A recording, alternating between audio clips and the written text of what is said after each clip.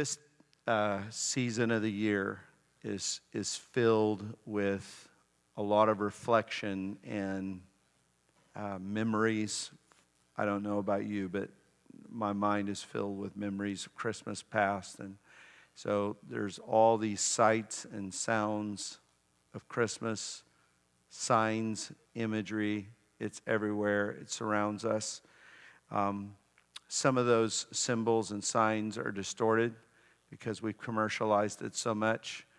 And some of us can't wait till it gets over because we get so wore out with it and all of the imagery that's out there. And sometimes it can overwhelm the senses. But when we celebrate this season, it's something that is a tradition in the church that's based out of understanding the foundations of our faith. And there are three major miracles, and I've said this over and over again to our church. There are three major miracles upon which our faith is founded. Number one, we believe that God created out of nothing all things, both invisible and visible. That there is nothing that exists that did not come from Him. The Bible says that the Hebrew word is bara. It means creation from nothing. And that from God's heart and from God's mind, out of His mouth, He created everything that is seen. And even those dimensions that are unseen. But we also believe in the miracle of the virgin birth. That we believe that Jesus was born without the stain of sin, without the nature of sin. That He was conceived by the Holy Spirit. And to where I can reconnect to my Pentecostal roots, He was conceived by the Holy Ghost. All right? We believe that. And we believe that that conception and that birth led to a sinless life, a perfect life. And that He was born to die. That wonderful life and gift was destined for death. But then that third miracle, even though death swallowed Him up, that Holy One did not see corruption because on the third day He was raised from the dead. And so we believe in creation, we believe in the virgin birth, and we believe in the resurrection. And so whenever it comes to a season like this, where there's a lot of traditions that are involved, traditions should teach us. Traditions should not imprison us. Traditions should not remove us from the very foundation that the Lord wants to teach us and reteach us and remind and bring us back into remembrance of the meaning of this time. But with all the signs and with all the sounds and all of the symbols, sometimes we lose sight of the voice of God inside of all those sounds and sights, and we just hear the echo and we disconnect from the voice. Because a sign, in fact, is not the substance. A sign only points you in the right direction and hopefully leads you to where you need to go, to where you experience the substance of what the sign points to. And so we're filled with the sights and the sounds of Christmas, but this is the danger for all of us, and this is why this is going to be a very unconventional Christian Christmas message.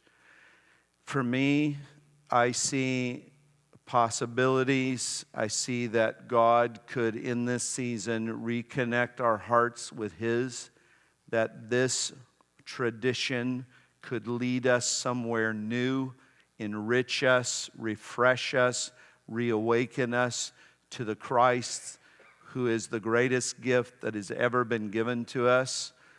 Or we can become desensitized by all the sights and sounds, and instead of having a sharpening effect to our spiritual senses, they can in fact deafen us to the voice of God. It can have an inoculating effect, a desensitizing effect. It can be something that hardens the heart instead of tenderizing the heart. For the last 2 weeks, I've just carried a word of the Lord, and this is the product of that burden that I've carried. I want to talk about spiritual blindness, spiritual deafness, and the danger that it poses to us as the people of God. Specifically, during these traditional moments where we embrace the tradition, but the question is, are we embracing the substance of the tradition? Will Christ be an echo to us? 2,000 years ago, will He just be simply a shallow echo that somehow the reverberation of His life, His birth, hits us momentarily? Or is it going to be the voice of God that awakens us out of spiritual slumber?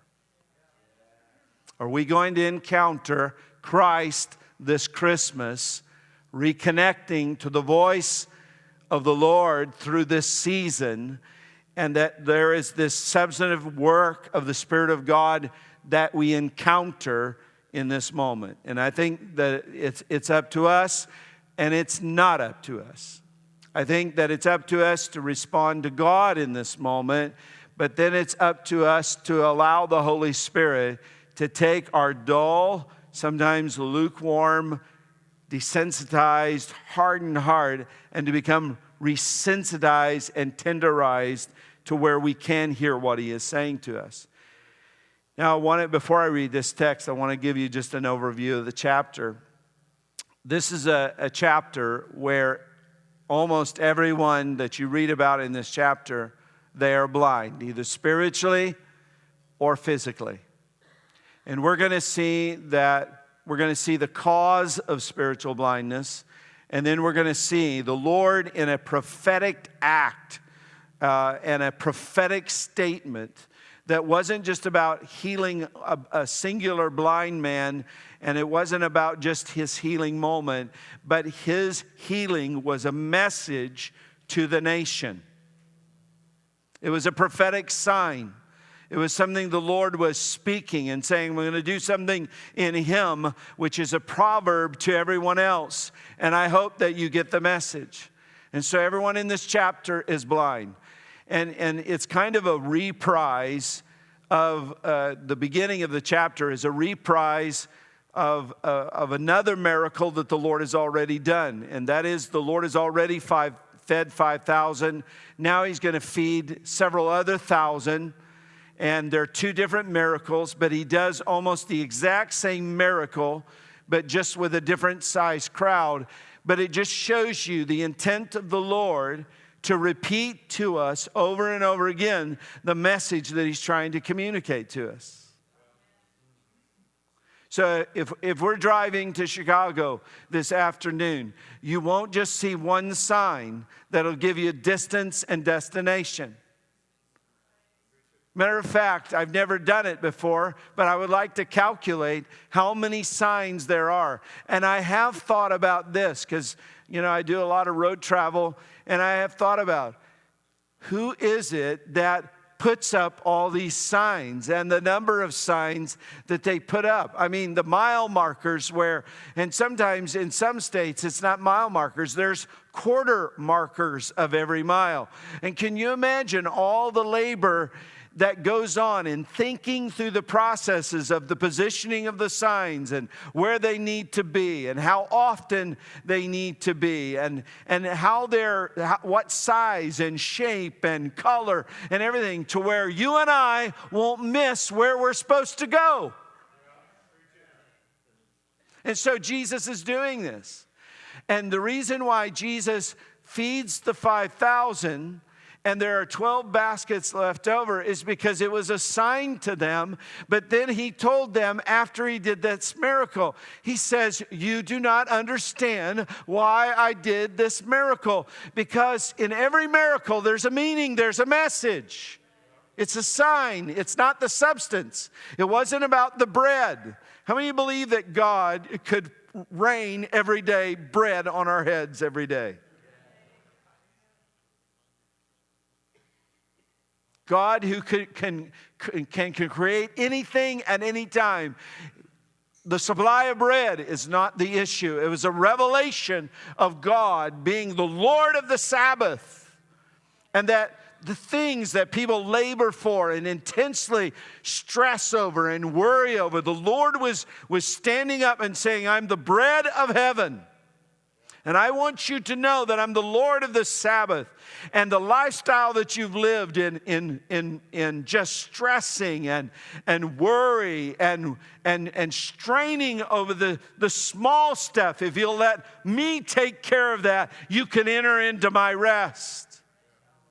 But he just didn't do it once. He did it twice. And in the beginning of the chapter, you see him doing a reprise. It's a redux. He's doing it all over again because they didn't get it the first time. Thank God for his mercy. When we miss the sign, there is another one that can help us get back on track. And I don't know how many times God has repeated different messages to me, gave me indicators when I was on the right track, but also definitely when I was off on my own direction and gotten off track. The Lord helped reorient me and gave me a few signs to say, this is the way to me. You're chasing after the wrong source, Lynn. You're going the wrong direction. You've taken a wrong right or a wrong left. You need to get back on track. And so we see the graciousness of the Lord to engage his people by repeating certain signs to where we come to a place of spiritual sight and a place of spiritual understanding. Now, there were 3 groups in this chapter that afterwards, after he does this miracle of feeding several thousand more people, and there were 7 baskets left over, he has this encounter with 3 different groups of people, or I should say 2 groups of people, an individual. He encounters the Pharisees. He then has a dialogue and a debrief after the miracle with his disciples. And then he has this encounter with this man from Bethsaida who was a blind man. And I want us to read the text out of 14:21, and I want us to look at what Jesus said to his disciples following this confrontation with the Pharisees. He said, now they had forgotten to bring bread, and they only had 1 loaf with them in the boat. And he cautioned them, saying, watch out, beware of the leaven of the Pharisees and the leaven of Herod. And they began discussing with one another the fact that they had no bread. And Jesus, aware of this, said to them, why are you discussing the fact that you have no bread? Do you not yet perceive or understand? And you're going to see that Jesus asked rapid fire about 6 or 7 questions. And this was a cringing moment for the disciples. I want you to get this. Sometimes we do the most dumb stuff.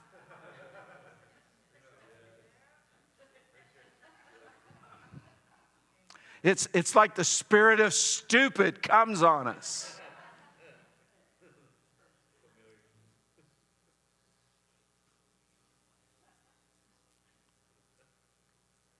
And so this is a moment. They come right out of this miracle. They've collected 7 baskets of food that is left over. But like I said, this is the second time this has happened in just a few short days. The first time there were 12 baskets of bread left over. Now this time they fed, there are 7 baskets left over. And so they've just come from the miracle. And I don't know what they did with the 7 baskets, but they only ended up with 1 loaf of bread. And Jesus has had this confrontation with the Pharisees. And he says, I want you to be aware of the leaven of the Pharisees and the leaven that can come from Herod. And they turn around and they look at themselves, and it's a moment where they should have all cringed when somebody said, oh, he's honest because we don't have enough bread to feed each other, feed the disciples. And so Jesus, in this chapter, you can tell there is a growing level of spiritual frustration with their blindness and with their spiritual deafness. If there was one of the greatest dangers that I could outline for us as the people of God in the Western church, it is that we assume that we know more than we do, that we act like we know more than we do, but in fact, our greatest peril is that the leaven that affected the Pharisees, that have the potential to affect the true followers of Jesus, that we can end up as blind as a Pharisee, as deaf as a disciple, and find that the Lord is still giving us signs, but He's confronting us and He's saying, I've been this long with you. I'm doing all these things around you, sign after sign after sign, and I'm communicating you and I'm to you and I'm teaching you, and still you don't understand. And so this is a moment where I see that Jesus is astonished in the Gospels with two things. Number one, Jesus is always astonished by great faith. Remember the centurion that came to him? And when the centurion came to him and he had his servant that was ill, there was this moment in which Jesus said, I will come with you and I will heal your servant. And the man said to him, no, you don't need to come into my home. I'm a man under authority. And because I understand how orders are, and if somebody that has authority commands and speaks an order, it will be carried out. And the Lord's, it says that He was astonished because of this man's great faith. And He said, listen, I've been throughout all Israel. I've been preaching. I've been doing signs and wonders and miracles. And He said, I have not seen a level of faith like I see in this pagan Gentile. Those that had the legacy of faith, those that had the heritage of faith, those that had the promises and the covenant. I've not seen their faith, which should have been grown and nurtured by the faith and the heritage and the promises and the covenant and the interaction of angels and all of the story of Moses and the prophets and the Red Sea opening up. All of that heritage, their faith was somehow not very strong. But yet somebody who is an outsider looking in can come and they can have a faith level to have interaction with Christ and God do a profound thing in their life. I think that's amazing. And I think Jesus was astonished that in all of the places that He went, He had not found a faith like that in all of Israel.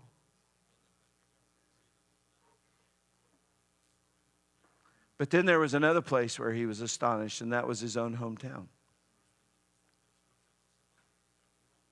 And He went and He ministered and He preached, and the Bible says, and it's one of these cringing moments, it's a stunning statement. It said He could do no great miracles there because of their unbelief.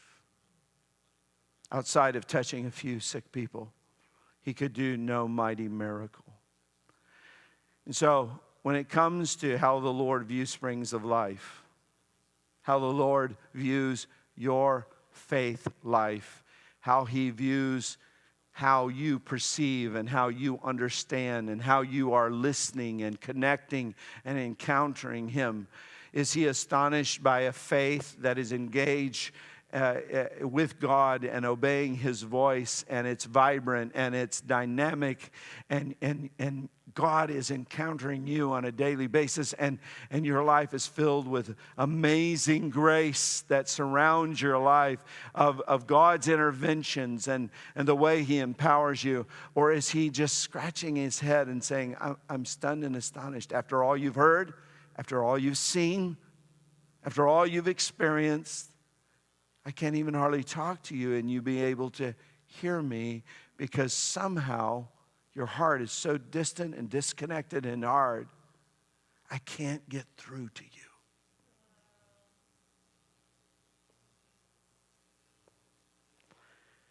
I knew this message would go over. He said, and I'm teasing, he said, do you not yet perceive or understand? Are your hearts hardened? Having eyes, do you not see? Having ears, do you not hear? Do you not remember when I broke the five loaves for the 5,000? How many baskets full of broken pieces did you take up? They said to him, 12. And the 7 for the 4,000, how many baskets full of pieces did you take up? And they said to him, 7. And he said to them, so do you not understand? And so what is the source and the cause of sometimes our spiritual blindness? Well, Jesus said that it is due to the hardness of heart. Can we say that phrase together? The hardness of heart. And I find that the hardness of heart comes and is the fruit and effect of something that can happen, and it can be so subtle over time. But I believe the fruit and effect of most hardening of our heart is the subtlety of a pride that can take root in us, where we think that, again, we know more than God. And so I want to give you just a few reflections about the attitude of the Pharisees. So Messiah comes. The long-awaited Messiah comes. There is expectations based upon the study of the prophecies, the study of the scriptures, the meticulous. And I'm saying some things, and I'm trying to do them by overemphasis. This group called the Pharisees were the most conservative sect of Judaism. These guys memorized in childhood, memorized verse by verse, word for word, the entire first 5 books of the Bible. They would have known every messianic promise. They would have had it memorized. They would have had it charted. They would have had it graphed. They would have been able to teach the prophecy seminar. Every day they spent time in Sabbath schools or going into the synagogue, and they're there going over meticulously all the words of the prophets so that when Messiah comes, they will not miss him. And so that if there is anybody that is a pretender, they could immediately say, you're not the Messiah, because the Messiah is this. And so here are these people, they think they're fully informed, fully updated, and they have all knowledge in regards to what Messiah is and what he is going to be. And then he appears in front of them, and they cannot see him. And so what they do is, because they feel that they have a superior authority and a position to judge all things, what they do to Jesus is they see Jesus doing miracles. And I'm not going to take time to go through the gospel miracles, but I mean Jesus is racking up a list of profound messianic signs and miracles where he's raising the dead. He is fulfilling what Isaiah 35 said. The blind will see, the deaf will hear, those that are crippled will walk. I mean, everything that it says Messiah will do, I mean, Jesus is doing, and he's doing it in rapid fire succession. And if you study the Gospel of Mark itself, you know, you go through the first few chapters and it says, and Jesus immediately, and then Jesus immediately, and then Jesus immediately did this and did this and did this. Rapid fire. I mean, most of us would have been watching it and we would have been on spiritual overload by the intensity and the amount of spiritual activity that this man was delivering to the people of God. But I believe that the Pharisees, they had a problem, and they had a syndrome that I call go big Jesus or go home. That was their syndrome.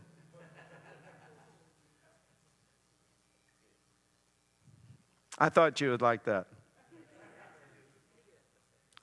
And we want to chuckle and we want to laugh and said, yeah, the Pharisees, what they did was they felt like they had an authority to judge all things. And so as they were trying to assess Jesus and measure Jesus and saying, Jesus, do you measure up being the promised Messiah? Yes, you've raised the dead. Yes, you've done all these miracles. You're now feeding thousands of people by supernatural creative works.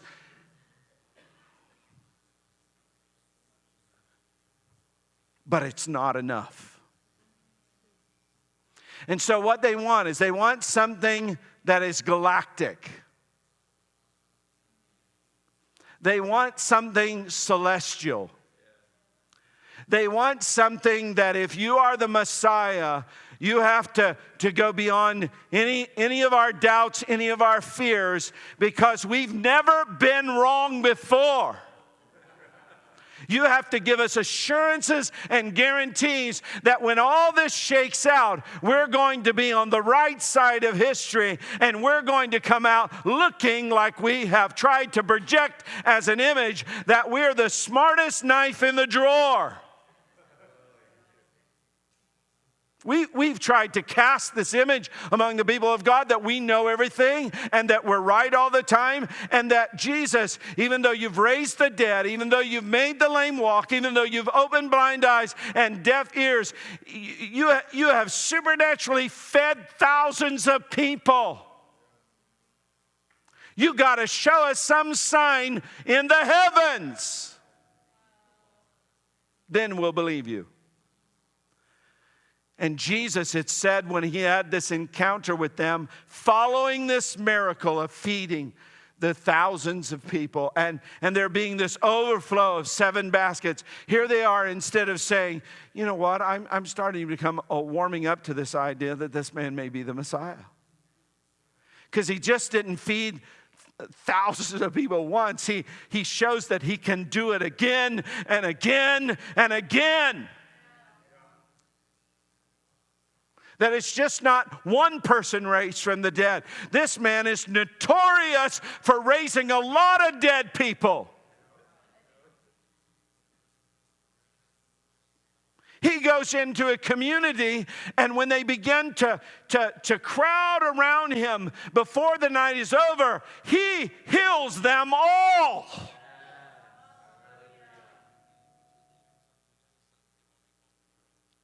But because of their pride, there was this issue of the hardness of their heart. Their pride had affected their heart, and therefore there was this hardness and this dullness that they had, to where it was like, Jesus, you're going to have to go big or we're going to send you home. What have you done for us lately, Jesus? And this is how pride can dull our spiritual senses. Like I said, there are sights and sounds of Christmas all around us. We sing the songs. You know, everything that we have as a part of our tradition is a symbol that speaks of a message to us. The lights, the candles. Everything is a sign and a symbol, but we get so accustomed to the signs. We get so accustomed to the supernatural. And we demand that he do something more spectacular. Come on, I'm preaching to the right church this morning. So instead of thanksgiving to God for what we do have, thanking God for what he has done, thanking God for the many interventions of God. You know, I was just thinking of what we take for granted. Here 2 missions teams traveled over 6,000 miles through a small aluminum cylinder. I went over the Alps, and I went over parts of the Himalaya mountains to get where I was arriving. Think about that. And I was able to do it within a 24-hour period and be on one hemisphere and then be in another hemisphere just within a 24-hour period and then be back home again and with my family to celebrate Christmas. Over a century ago, I would have had to kiss my wife and my children goodbye, and I would have had to tell them, I'll see you in 2 years. I'm leaving on this missionary journey, and I will see you 2 years from now, Lord willing.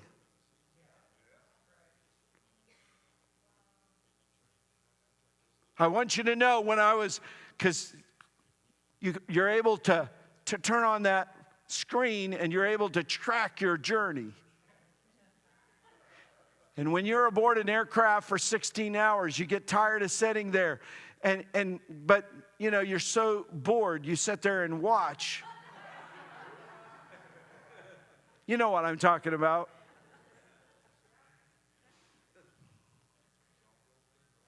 And there was a thing to me where I said, God, I don't want to take this for granted. I repeated over and over again in that time period while I'm flying.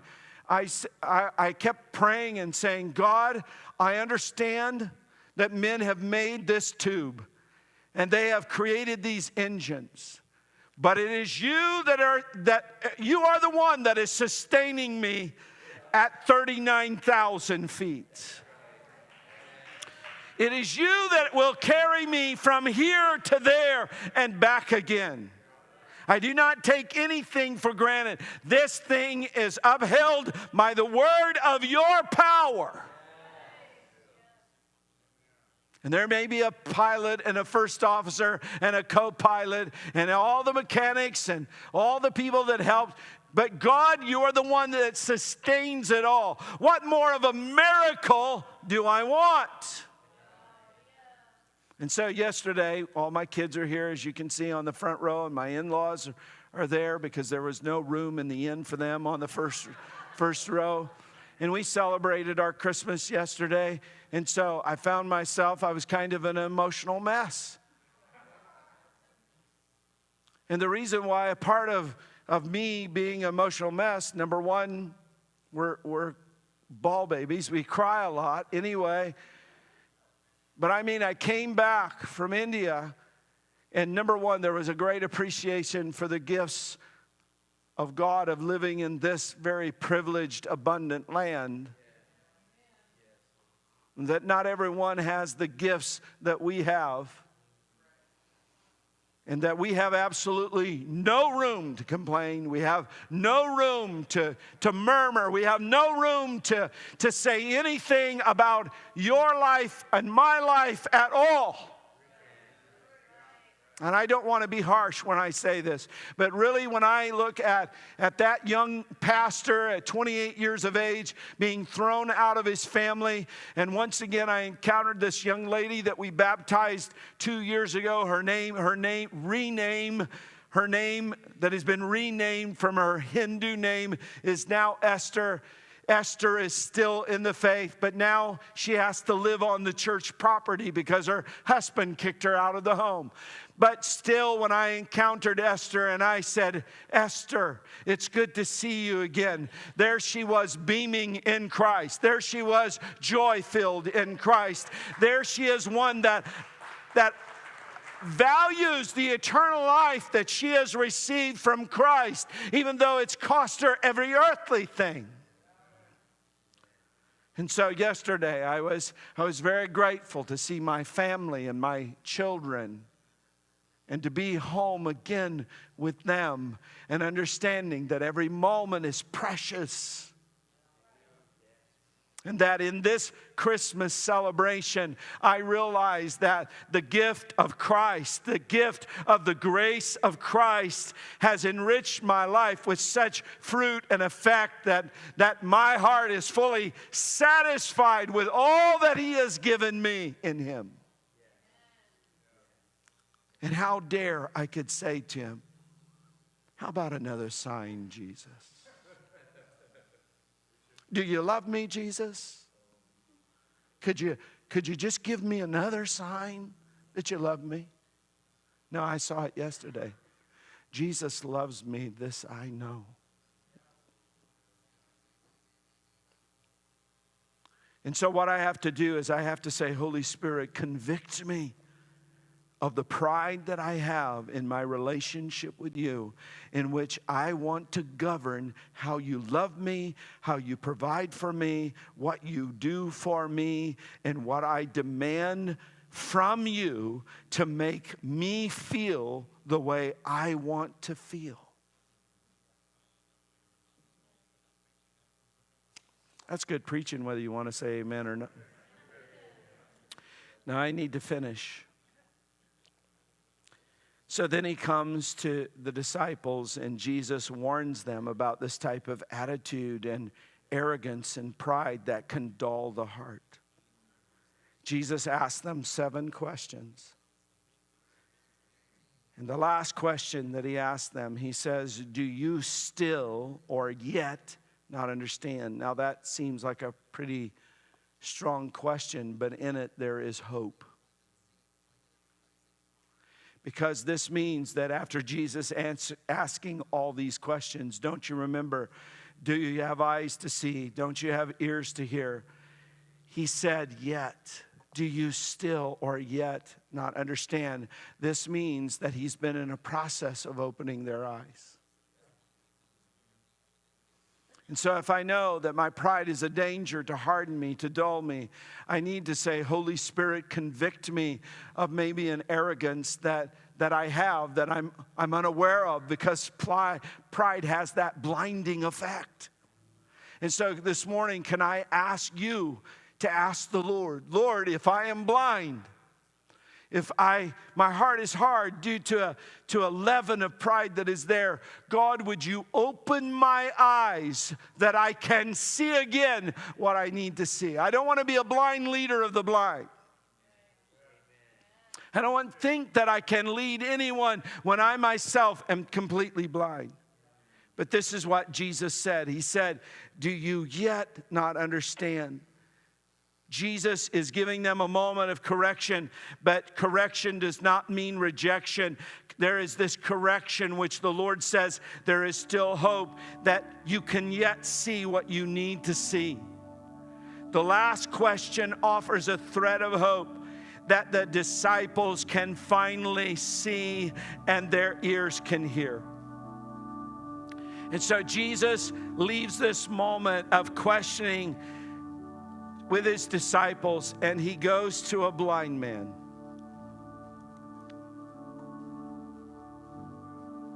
And this is the second time that he's done this.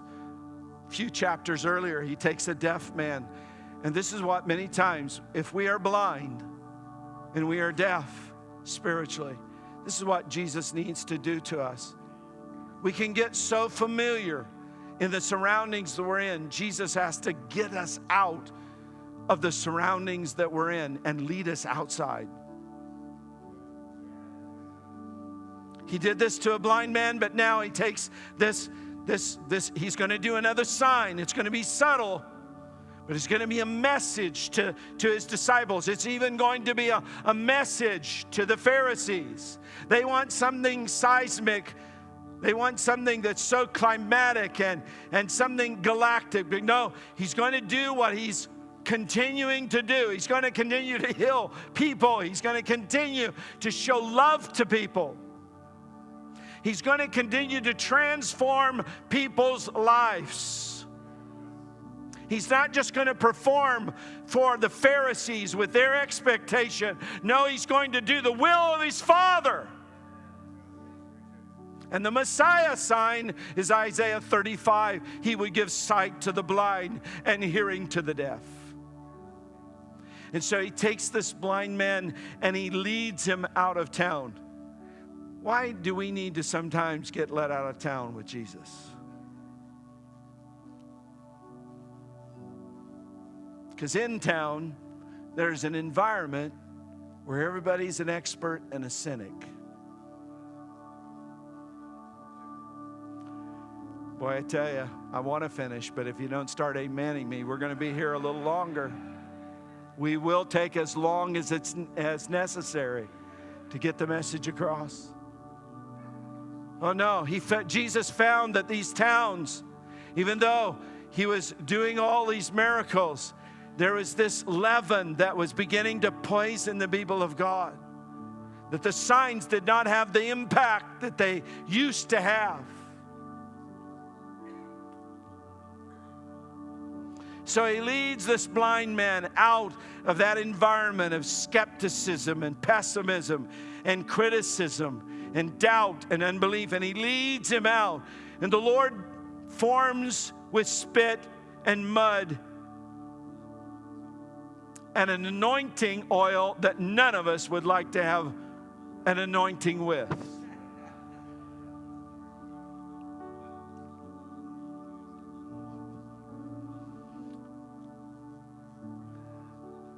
I've often thought, what would people do if we ministered truly like Jesus?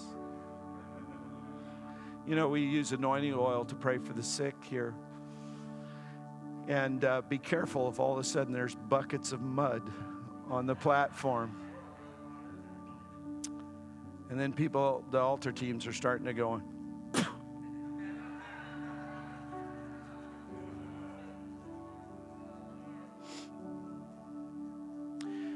Jesus is willing to offend your mind to reach your heart.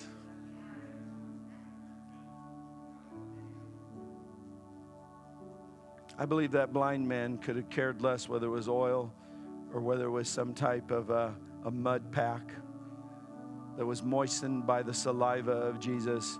He was so desperate, he was willing to be led.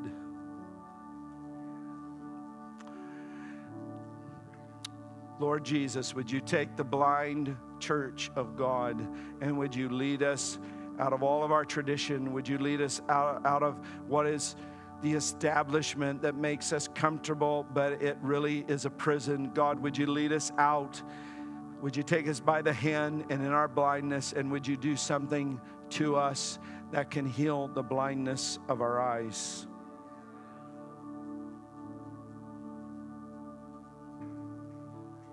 I want to finish by giving you an illustration. There was a hymn writer by the name of Fanny Crosby. Many of you have heard of her.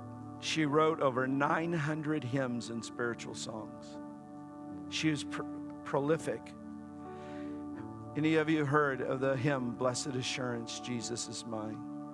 Oh, what a foretaste of glory divine. Anybody heard the song, To God Be the Glory? Great things He has done. Here's one that we sang as a child, Jesus, keep me near the cross. I could go on and tell you the hymns that became the anthems of the church that came through the heart of this woman of God. But many of you don't know that Fanny Crosby was born blind. And there was a pastor that stated to her, said, you are a very talented and gifted woman, but it's a pity that you're blind. She turned to that pastor and she told him, she said, even though I've not enjoyed being blind, but I found that my blindness has become a gift because it's allowed me to appreciate the world of the unseen. So even though I cannot see the things that are around me, I've come to comprehend that there are things that cannot be seen with the natural eye, but God has revealed them unto us by His Spirit. She went on to say, in a gentle rebuke to this pastor, she said that even though I've not been able to physically see the face of any man, I rejoice that when I go to heaven, the first person that I will see will be the face of Jesus Christ. This blind man that Jesus led out of the city, I want you to imagine what it was for him. As he washed his eyes in the pool that day and looked up, the first person that he saw was the face of Jesus.